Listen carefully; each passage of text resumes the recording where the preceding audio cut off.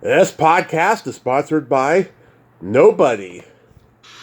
Hey dudes, this is Joetta McLean, Nikki, in George Romero's Season of the Witch, and you're listening to Tommy Throwback Kovac on Splat from the Past.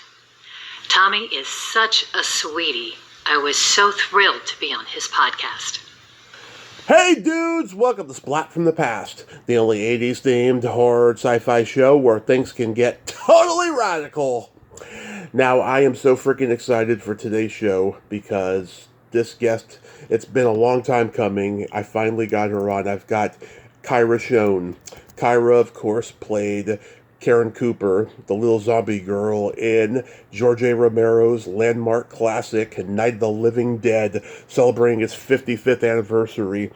And as the year draws to a close, I couldn't be more thrilled because I've been trying to get somebody back on because I've had Judith O'Dea, John Russo, John Kirch, and Bonnie Heinzman on in the past to talk about this movie, and I've been hoping to get someone all year long for this. And I've been trying to get Kyra for 6 years, and I finally got her, and I can't wait. Oh my God, Kyra is also a sculptor, and she does pottery. And we're going to talk about a lot of that stuff today, and I can't wait. I just think she is so awesome. Her father, Carl Hardman, produced the movie and played her dad in it, and it's going to be a great conversation. This is the first show after Christmas, and it's Boxing Day. The year ain't over yet. On Sunday, December 31st, New Year's Eve, I will be dropping my episode with Bobby Acey, who was the bass player in Made in Japan, and they were in the Cannon slasher classic film New Year's Evil. Then I will be doing my first ever year in review show with Rachel Clark, also dropped on New Year's Eve. So keep your eyes peeled for those.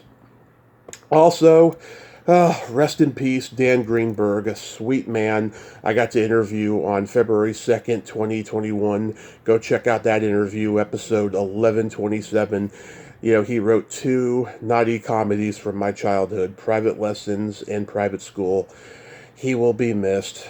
Rest in peace, Dan. I'm saying this way too often. So yeah, here is my interview with Kyra Schon. Hello. Hi, Kyra. Welcome to the show. How are you today?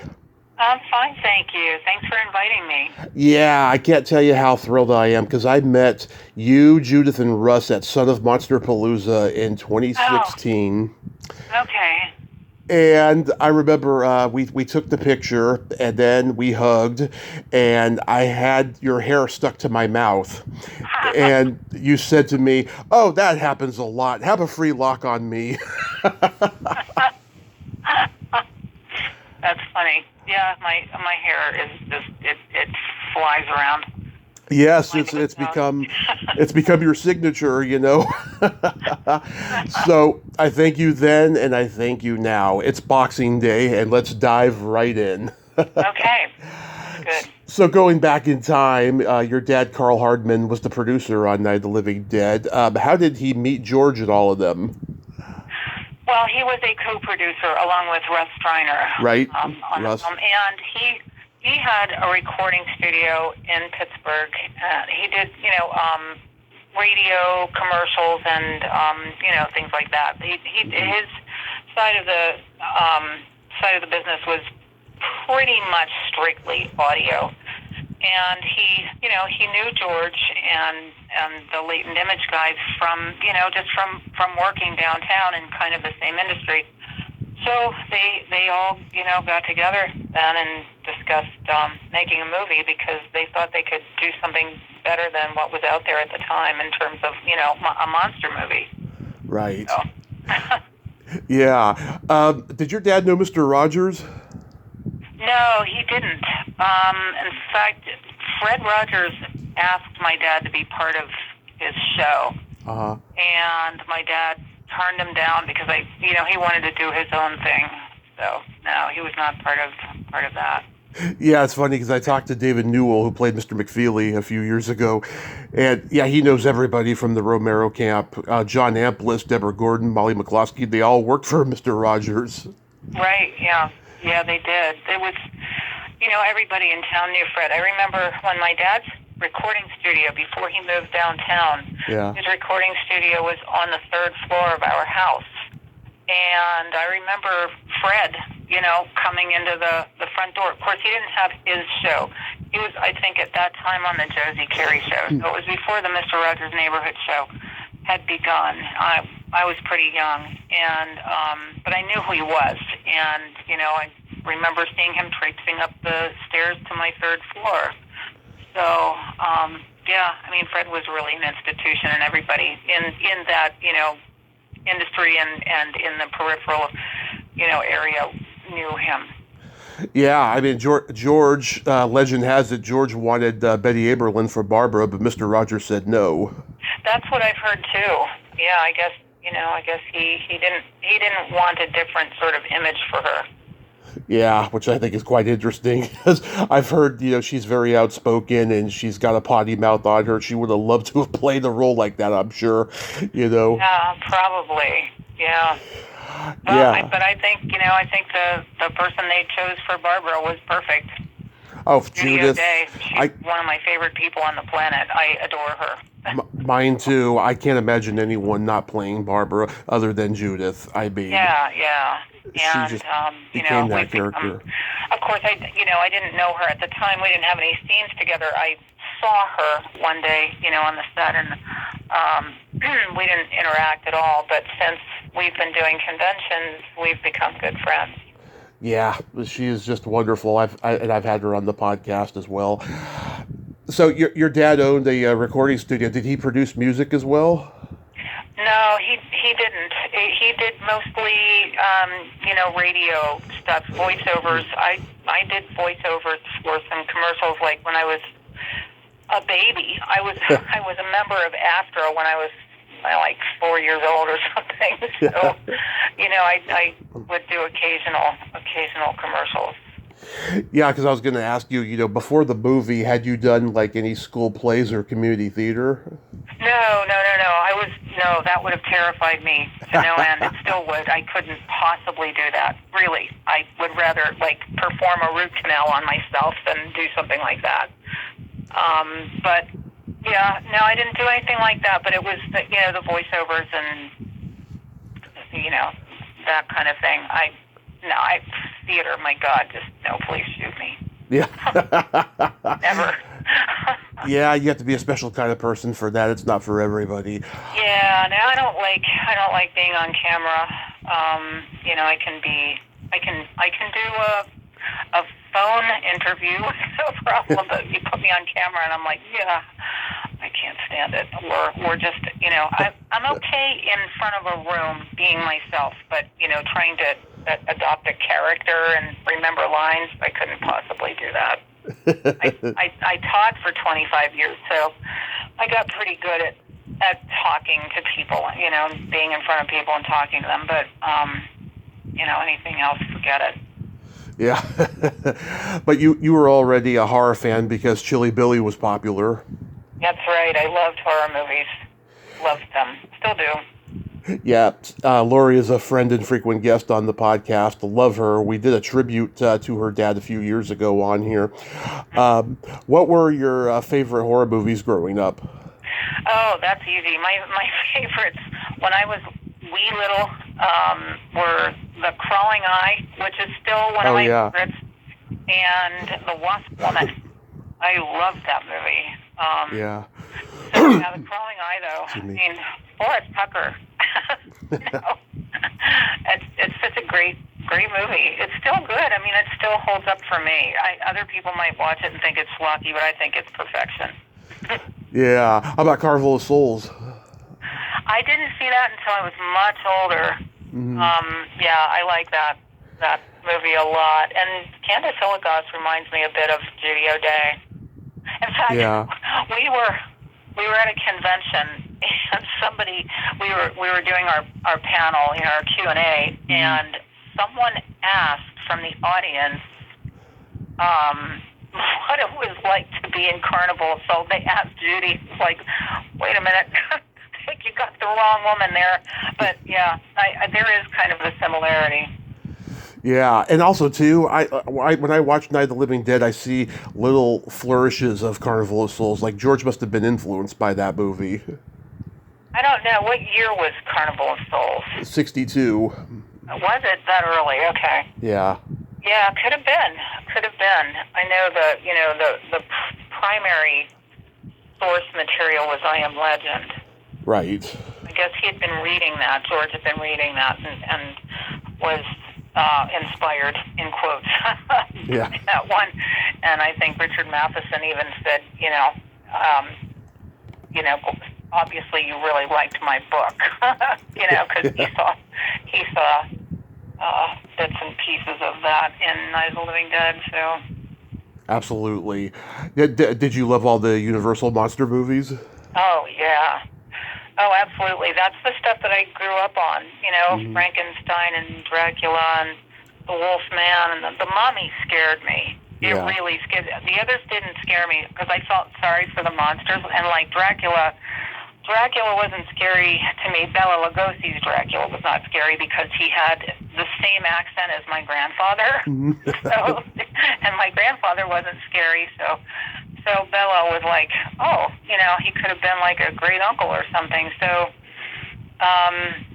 but Frankenstein, the monster, I felt very sorry for him, and I felt bad for the Wolfman.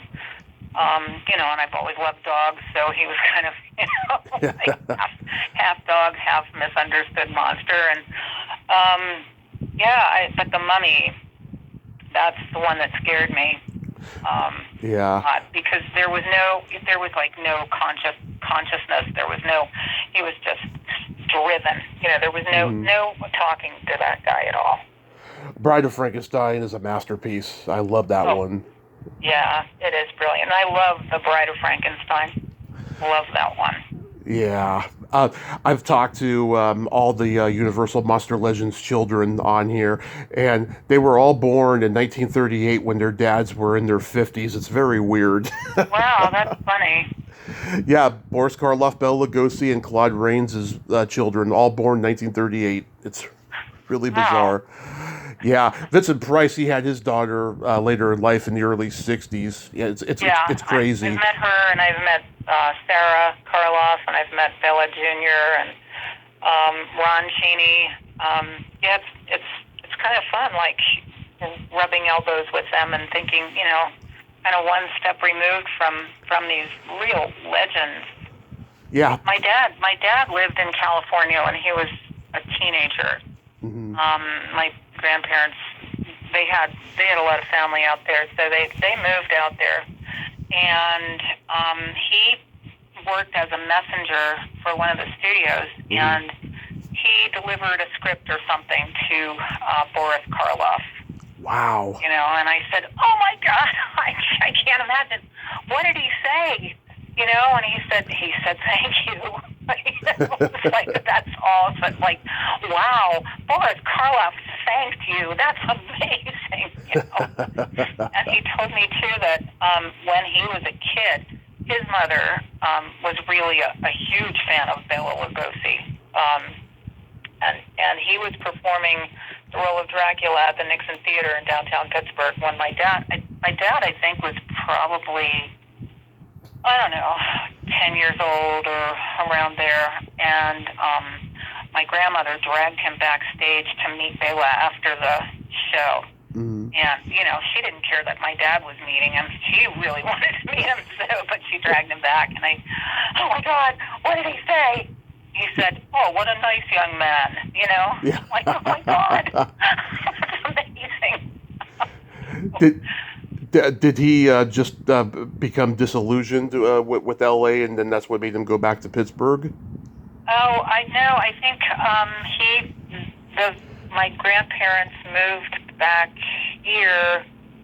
I'm not sure why, but I think my grandpa was like having trouble finding work or something, so they came back to Pennsylvania, and then from here, I guess my dad was drafted, into World War II. Although he was at the age that the war had ended, so he was with the occupation forces, and he was actually in special services, so he was a photographer, and not a combat photographer because there was no more combat at that point. So he was very lucky to be the age he was. He missed a lot of horrors, and then, after that, he just stayed. They all stayed in Pennsylvania. Yeah.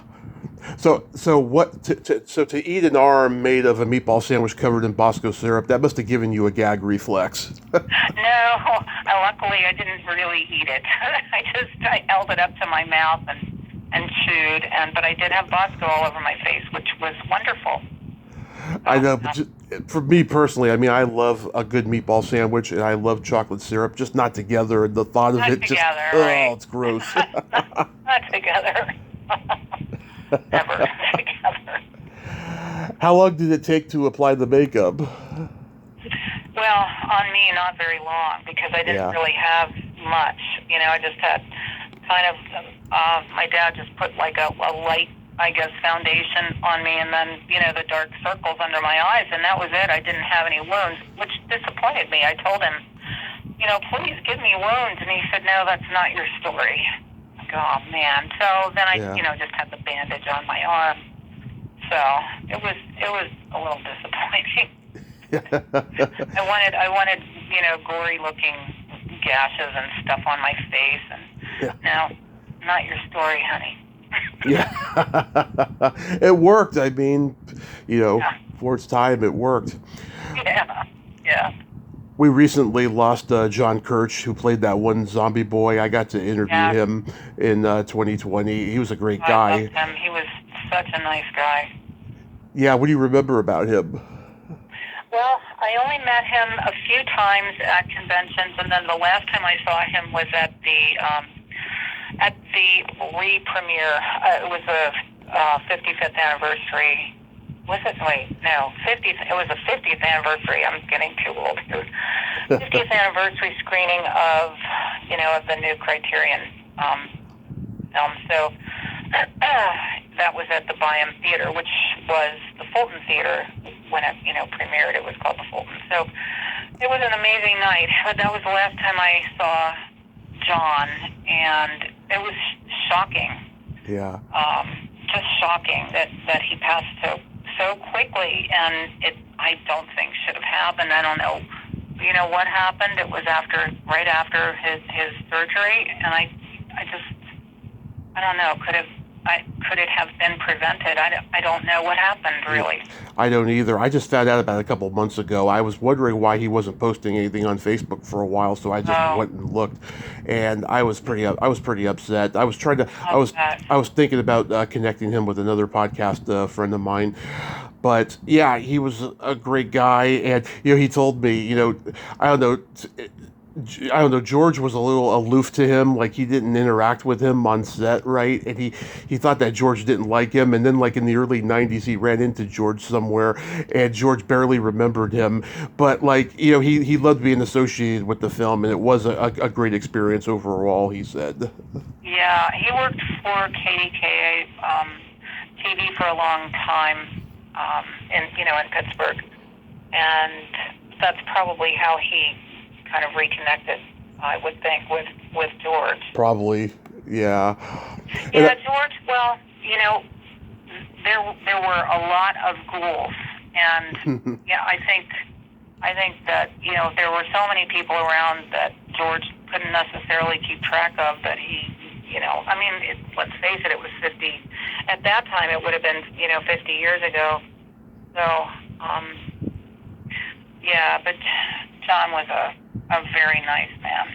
Very nice man. And I've also talked to Bonnie Heinzman.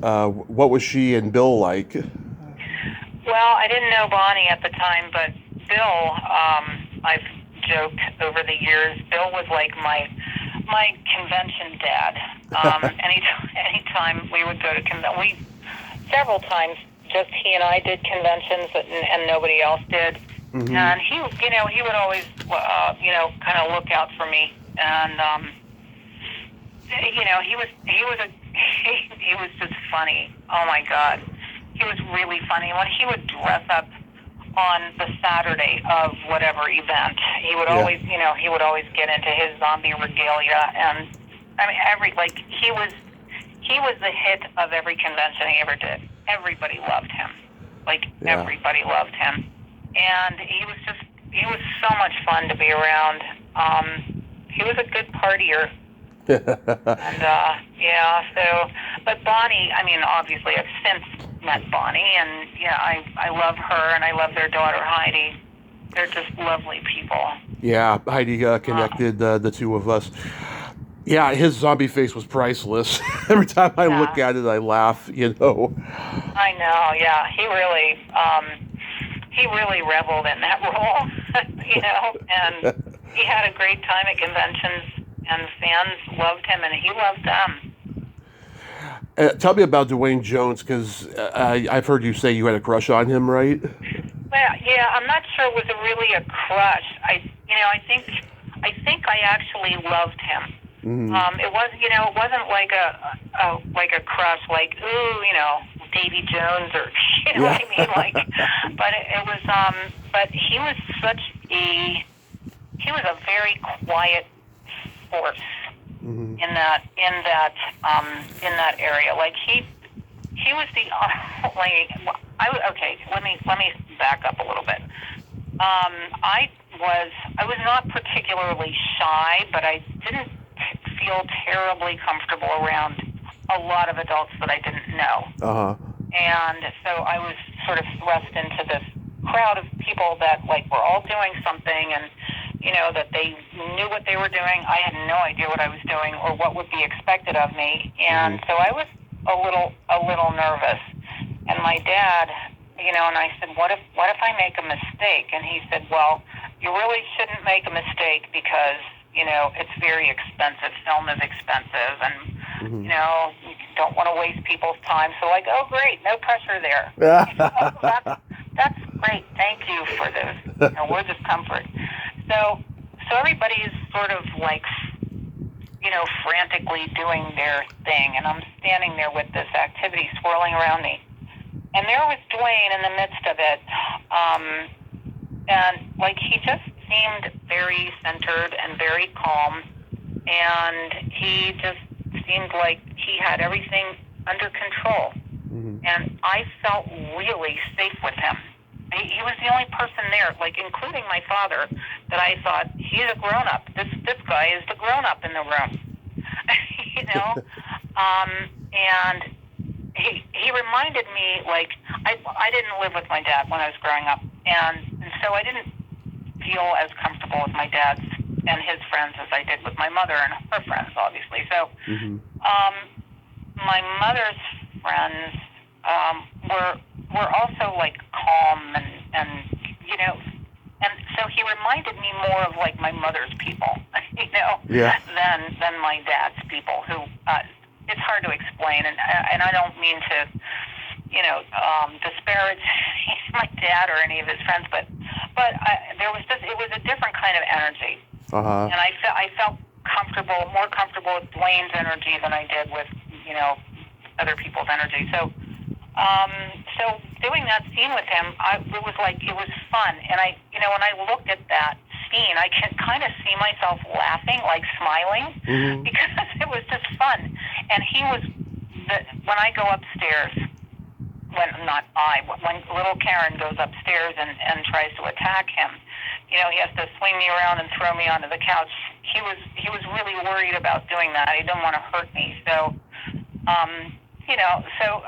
and he was very kind, and he kind of gently, almost pushed me over to the couch rather than flinging me, But I felt comfortable with him. I felt comfortable with his sort of aura, his energy, and I loved him. I mean, he was just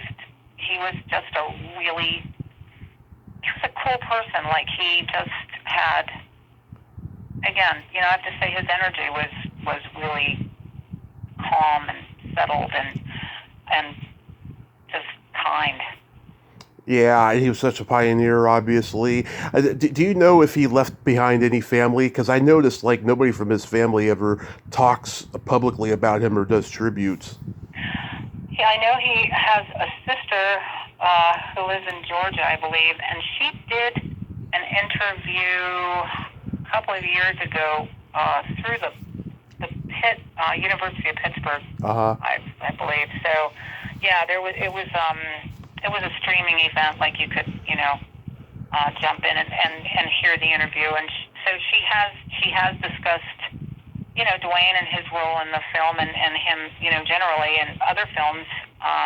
So yes, she's out there somewhere, somewhere in Georgia, I believe. So Okay. I think she was supposed to go to the screening 5 years ago, and something came up and she wasn't able to go. So I was very disappointed because, I wanted to meet her and tell her, how much her brother meant to me, even though, we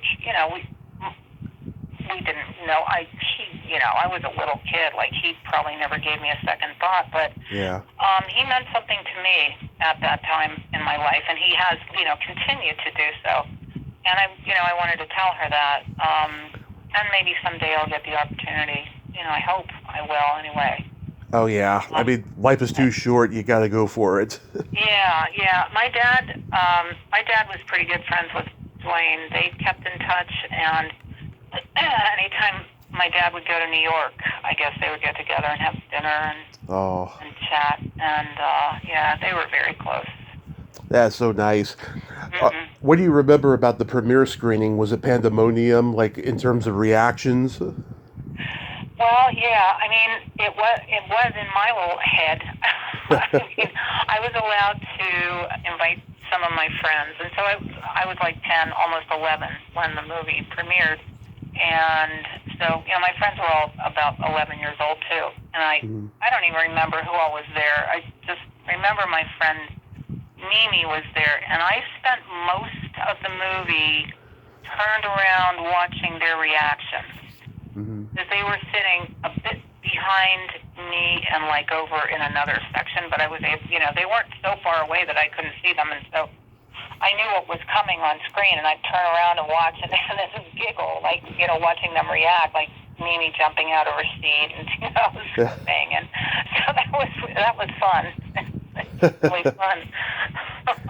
And you kind of got teased for a while from other kids? Yeah, there was just really one kid who, was kind of a jag-off, but he tormented me. I'm sure he didn't mean any harm, but, again, I was not an attention-seeking kid, and so it just felt creepy to me, He'd walk past my house. I don't even know how he knew who I was, because he was a couple of years older than me. And who are you? Why are you bothering me? Why, he'd walk up the street and go, zombie. And I think actually that's probably the first time I heard anybody refer to these creatures as a zombie.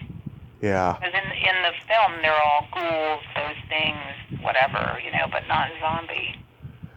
Yeah, anybody who's ever been in a popular horror movie has had experiences like that with stalking or bullying or stuff like that. It's really weird how these movies attract people who are just unstable. It really is. Well, I mean, he was an 8th grader, so, by nature he was unstable. But, I think he probably grew up to be a relatively normal human being. At least I never heard of him going to prison or anything. I think he was probably in his mind maybe kind of like a form of flattery. Mm-hmm. Boys are weird. They're very weird. So yeah. Men are weird too, but boys especially are just from another planet. Oh yes. So he may have had entirely different intentions, but to me it felt like, leave me alone, And then it really wasn't bullying, and it wasn't stalking. It was just, an idiot boy. Yeah. Being himself. What did you think of Dawn and Day of the Dead? I didn't see them until many years later either. I've never seen either one in a theater. And I was probably in my 30s before I saw either one of them. Mm-hmm. Yeah, I think I prefer. They're not bleak enough for me. Like Dawn of the Dead seems a little Campy. Yeah, it's not my cup of tea particularly. And I actually like Day of the Dead better. But I prefer horror like not mixed with comedy. And so I really like the bleaker the better. You know. Mm-hmm. And I also prefer black and white to color. Oh yeah, I can go either way on those. I love Dawn. It's my favorite of all the zombie movies George made. Day, it took me a while to get into Day. I like it a lot more now, but at first I was like, God, they're arguing, they're fighting. There's not much action. You know, it took me a while to get into real it. Life. Yeah. Well, I think maybe it's closer to Night of the Living Dead than Dawn of the Dead is. I think, a little. There's so much human dysfunction. Yeah, and also too, Dawn is very like Italian horror, like because Dario Argento did produce it. So yeah. What did you think of the 1990 remake of Night of the Living Dead? I didn't mind it, but again, I thought it was too. I would have liked it better in color. It seemed too bright to me. Yeah. The tone was a little too bright. But I like the performances a lot. But it just seemed too happy. Yeah. Yeah, I mean, I've talked to Patty Tallman and Heather Mazur, who played Karen, but she was Sarah in the remake and stuff. I think they did a great job. I think Tom did a great job of directing it. I know he was going through a tough time when he made it, but it was good for what it was. And I think I love Tom Toll's performance too. Yeah, and I saw. Yeah. I think I saw the 2009 remake once and didn't like it. I'd have to go back and see, but yeah. When George passed, I can imagine it was like losing an uncle because he was such a part of your life. Yeah, it was pretty hard. I mean, just it's hard losing anybody, but he was larger than life, and what's like when you lose somebody, it's not just the person you're losing, it's all their potential that you're losing as well. Yeah. And, I think, what could he have done, in these years since he's gone? That's a loss. Yeah, he was scheduled to be at a con in San Jose, and he passed before the con happened, and then the con didn't happen because California fires were just starting at that time. Oh. So I missed out on meeting George, sadly. In 1994, you were in the movie Tortured Soul 2, Mike and Ike. How did that come about? We're not going to talk about that. Oh, was that a bad experience? We're not going to talk about that. Nope. Okay, I'm sorry. We're not going to talk about it. How about the Green Men? Oh, Joe Shelby. Yep. Yeah, that was funny. Joe's a good friend of mine, and I usually have really long hair, but I just went through a phase where I cut my hair kind of short. And Joe saw me. He was like, "Oh my God, your hair's short. I need you to play a judge in my movie." That's why I was cast in his movie, was because my hair was short. So I did. I played the sort of Judge Judy style. Yeah. And it was kind of fun. I mean, it was ridiculous, but it was fun. I had Joe on a couple of years ago. He's a character. I love Joe. He's a very funny guy. And I think he told me he was going to send me a copy of the movie. I can't remember if I got it or not. I have such a clutter of DVDs and books that people have sent me after interviewing them that I haven't gotten to yet. So you haven't seen it yet? I haven't seen it yet, no. Oh, okay. Well, I have a copy here, an unopened copy that I'll be happy to send you. Oh, that's so nice, Kyra. Okay. Yeah, sure. Yeah, just give me your address and stuff, and I'll get that in the mail to you. I'll send you my address, sure. Okay. Yeah. So, what made you get into jewelry and pottery? Well, I've always liked art classes. They're the only classes I was ever any good at in school. So I started taking pottery and other ceramics classes when I was a kid at Pittsburgh Center for the Arts, although at that time it was called the Arts and Crafts Center. And so I loved it, and I've always liked taking art classes of one kind or another. And then I got into jewelry, and I was doing lost wax casting, and I've done, metal fabrication, and so, it's just kind of whatever I can get into. I like to, try. And the jewelry thing really kind of stuck with me, and I started making molds of the wax models that I would make, and then now I'm just casting in pewter because I don't have the facilities for casting silver or bronze. So I go straight to a mold and then cast in pewter, and I can do that like in my kitchen. Nice. It's easier, and it's also a lot less expensive than working in sterling silver. So people can afford to buy it. Yeah.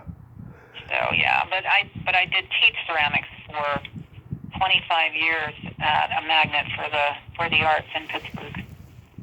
Do you paint too? I am not a painter. Okay. I suck at painting, and I don't like to paint. So I think that's probably why I suck at it. But I do like pastels and charcoals. Nice. But yeah, paint and I are like mortal enemies. We're not friends. I'll paint rooms, but I will not attempt a canvas. In terms of jewelry, is your specialty like necklaces and stuff? Yeah. Do you toe rings? No. Okay. I used to be a toe ring guy. Lisa Wilcox and Tuesday Night from Nightmare on Elm Street 4, they used to have a toe ring business for like a decade. And oh, really? That's fun. They did, yeah. And then, something happened. But, that's why I had to ask about that. I don't do any rings at all because I do everything from a mold. So if I were doing rings, I would have to, do a ring in every size and a mold in every size. And, nah, I do mostly, I'll do necklaces, pendants, that kind of thing. Pottery rings. That sounds very clever. I'm sorry? Pottery rings. That sounds Pottery rings. That could be very clever. Painful if they break. Mm-hmm. Yeah. Seems like pottery is a lost art now. I don't see a lot of people doing them these days, but back in the day, it used to be like a kind of like a form of therapy as a hobby. Like it was really relaxing for people. Oh, there's a lot of pottery around. There are a lot of really good potters in the world. Mm-hmm. You have a lot of pottery friends that are into it as well? No, really not so much. But anytime I go to an arts festival or something, I always look, for the pottery. And there are a lot of pottery booths at arts festivals, and I have one student who has gone to the moon and back practically with his pottery and his sculptural works. He blows my mind. And he's a PhD in education now, and I think, wow, I taught him once. That's amazing. he has so surpassed his teacher. It's really cool. Do you still do conventions? Yeah, I do. My next one is in March. It's actually St. Patrick's Day weekend in Las Vegas. Oh, is that Day of the Dead? No. Is it? Yeah. Yeah, the Days of the Dead conventions. Yeah. It is Days of the Dead. Yep. Yeah, they got one in Vegas. They got one in Chicago. One in Louisville. They go to so many different places. I've done the one in Louisville a couple of years ago. I did that one, and this past year, we all did Days of the Dead in Indianapolis and then in Houston. Nice. So we didn't do the Chicago show, which I'm kind of sorry about. I would have liked to have done that show. What's the craziest thing anyone's ever asked you to sign? Oh, well, body parts. Yeah. Like their own body parts, not like they don't bring body parts. But yeah, it's usually just body parts. Oh, one guy asked me to bite him because he wanted to have my teeth marks tattooed over Oh. arm. So end of the week, like he was like harassing me all weekend. Please, do this. He and a bunch of guys had driven up from Atlanta to Pennsylvania. This was a Monster Bash show a million years ago. And they were dressed, like zombies the entire weekend. Yeah. I mean, the entire, like, bloody. And so they're like, please do this. They had a guy with them who was a tattoo artist. He had his, whatever stuff he needed to do that with him. And they're like, please bite my arm. I just, I'm not going to bite you, dude. Like, just get away from me. I'm not going to do this. So the last day of the show was over. Friend and I were sitting at the bar outside, like near the pool. And, we're sitting just decompressing, having a drink. And these guys run up to us and they're like, please, we're leaving. Please just bite me, So I had a couple of drinks. I'm like, oh, all right, fine. So I bit his arm. There's a fine line between biting someone enough to leave a mark, yet not draw blood. Yes. And that's what I was going for. And somehow I pulled it off. I did not draw blood. I did not get any blood-borne diseases. He did not get rabies. And, off he went, and I never saw him again. I shouldn't say he didn't get rabies. I don't know, maybe he died of rabies. Oh my God. I heard a similar thing. Kane Hodder was asked to choke a guy at a convention, and he did, and it hurt the guy, and then it was all over the internet as if he went out of his way to do it and stuff. And yeah, I mean, you gotta be careful with requests like that, otherwise, you're screwed. Right. Yeah. I guess, I know that I definitely left an impression in his arm. It was very creepy, but really kind of funny. So I hope he's okay. Tom Savini's niece Melissa told me, she's like, I've never been asked to sign a penis, but given the opportunity, I would. I would not. Yeah. Hanging out there, nope. No. That's where I draw the line. Have you done Living Dead weekend? Yeah, I did one this past October, in fact. Oh, yeah. How did it turn out? Oh, it was amazing. It was great. It was strictly Night of the Living Dead, plus Eugene Clark. He was set up there too as well. I really love Eugene. He's a nice guy. He's really fun. Mm-hmm. But it was aside from Eugene, it was all Night of the Living Dead people.